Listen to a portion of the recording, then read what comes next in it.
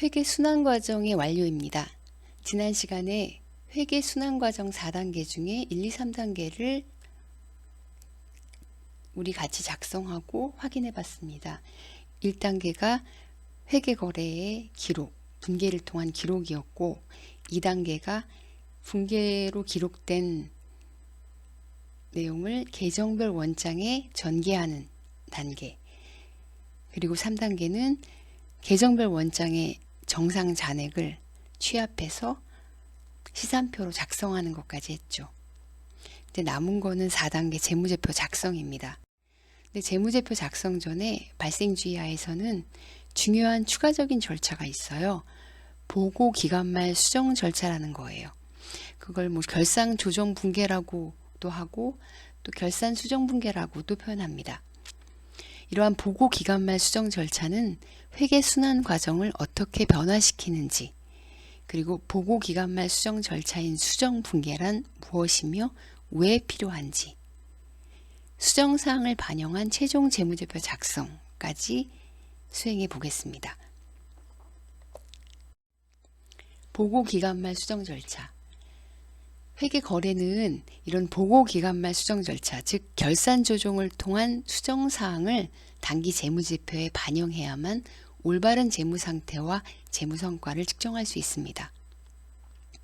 회계 담당자는 각 계정별 원장의 잔액이 발생주의 관점에서 적정한 것인지를 검토해서 필요한 수정 작업을 수행해야 합니다.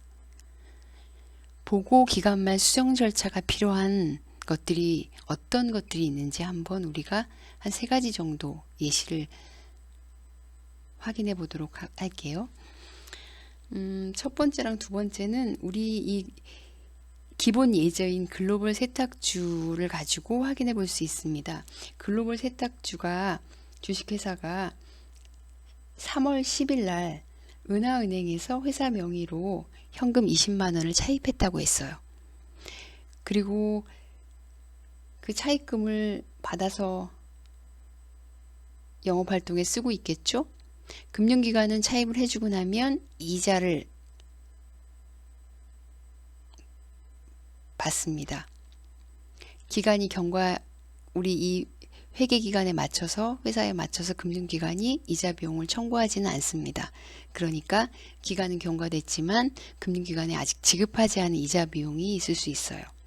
글로벌 세탁 주식회사를 3월달 기준으로 한 달짜리 회계 거래를 한다고 했을 때 한 달을 기준으로 보고 재무제표를 작성한다고 한다면 한 달치의 지급 이자가 분명히 지급되지는 않았지만 있을 거라고요. 이거를 발생주의하에서는 인식해줘야 되는 거죠. 두 번째, 3월 9일 날 소모품 10만 원을 구입해서 우리는 자산 처리했습니다. 자산으로 인식한 소모품이 세탁 용역을 제공하면서 사용되었다면 사용된 부분은 더 이상 자산이 아니라 비용으로 인식돼야 되겠죠. 그러면 보고기간 말에 이 부분을 검토해 봐야 합니다. 그리고 글로벌 세탁주의 우리 예제에는 있지 않지만 보험료, 선지급한 보험료가 있을 수 있습니다.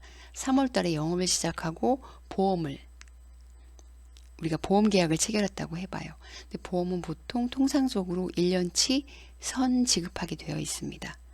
그러면 3월달 결산을 할 때 1년치 보험료를 모두 다 비용 처리할 수는 없죠. 한 달만 비용으로 보고 나머지 11개월치는 다음 회계 기간에 비용으로 처리해야 되니까 보고 기간 말에 수정하는 어떤 절차, 수정하는 결산 조정 분계가 필요하게 됩니다. 보고 기간 말의 수정 절차가 반영된 회계 순환 과정입니다.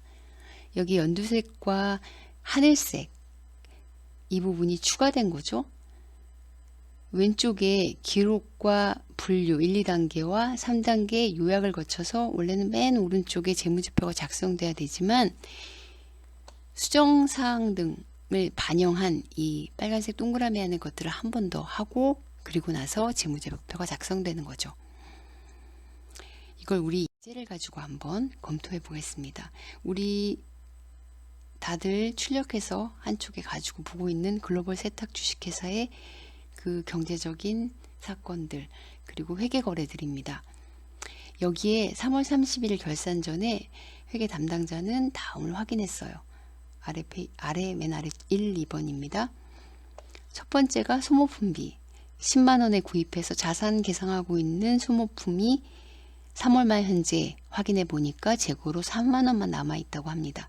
그러면 사용된 비용은 수정사항으로 반영해야 합니다. 그리고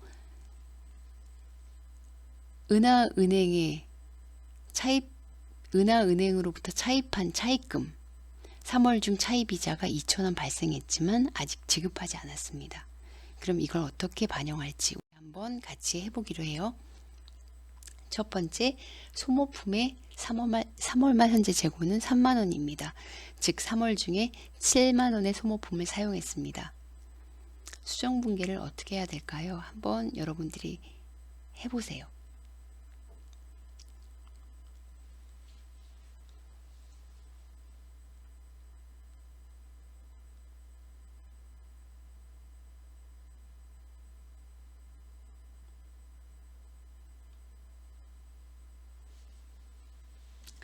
소모품을 구입했을 때 10만 원을 소모품이라는 자산으로 계상을 했는데 3월 말 현재 확인해 보니까 그 중에 재고는 3만 원어치가 남아 있어요. 그러면 7만 원을 사용했고 7만 원 사용분은 우리가 비용 처리하기로 했죠. 그러면 차변에 소모품 비용 7만 원을 넣고 자산을 감소시키는 건 대변 항목에다가 넣는다고 했죠. 소모품 7만 원을 대변에 분계합니다. 그럼 이게 계정별 원장에 어떻게 반영될까요? 이 수정 분계가 반영되기 전에 소모품 자산이 10만 원으로 정상 잔액이 있었습니다. 그리고 소모품이라는 비용 계정에는 어떤 기록도 없었죠? 3월 말에 수정 분계를 통하고 나면 수정 후 계정별 원장 잔액은 다음과 같습니다. 소모품은 수정 전 잔액에서 대변에 7만 원을 자감해서 수정 후 잔액은 3만 원이 남을 거예요. 그리고 소모품비는 7만 원이 추가 계상되게 됩니다. 다음은 이자 비용과 관련된 수정 분계와 원장 전기를 한번 해보겠습니다. 여러분 한번 분계해 보세요.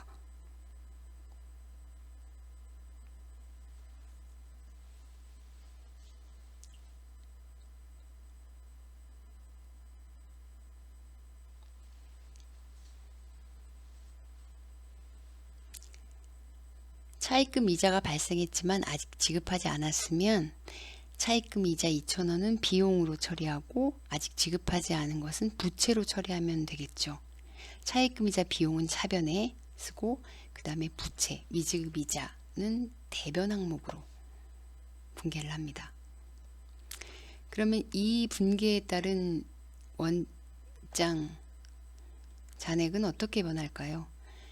아직 미지급 이자나 이자 비용 쪽, 미지급 이자 부채 원장과 이자 비용이 관련된 원장에는 어떤 기록도 없었습니다.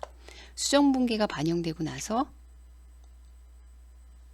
원장이 새로 작성이 됩니다. 미지급 이자 부채 2,000원 올라가고 이자 비용 원장에 2,000원이 추가됩니다. 그러면 시산표는 지금 이 두 개의 수정 분계가 반영된 채로 수정이 되겠죠.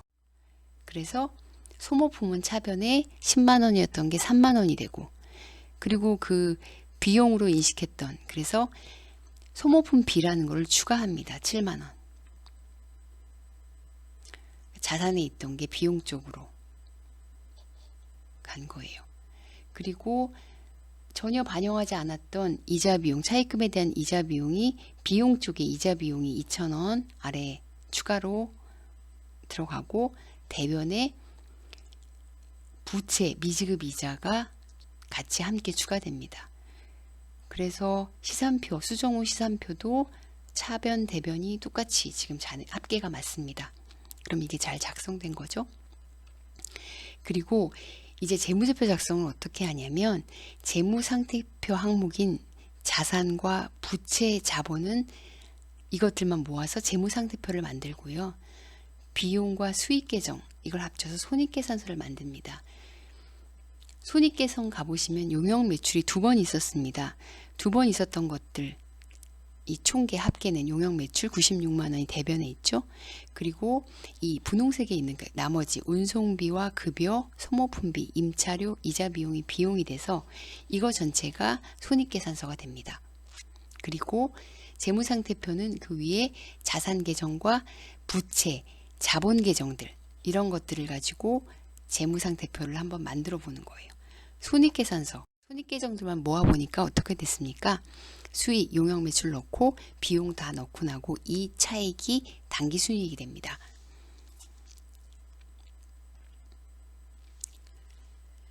재무상태표 가볼까요?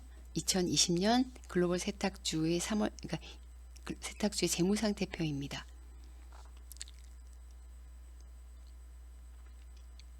자산, 현금과 매출채권, 소모품의 원장의 잔액들 시산표에 적었고 그걸 차변에 적고 그 다음에 부채 계정 그리고 자본. 근데 여기 가보시면 기초이익잉여금이라 해서 회사가 설립이 3월 1일 날 됐으니까 기초이익잉여금은 0이었습니다. 그리고 아까 손익계산서에 당기순이익이 13만 8천 원이었죠.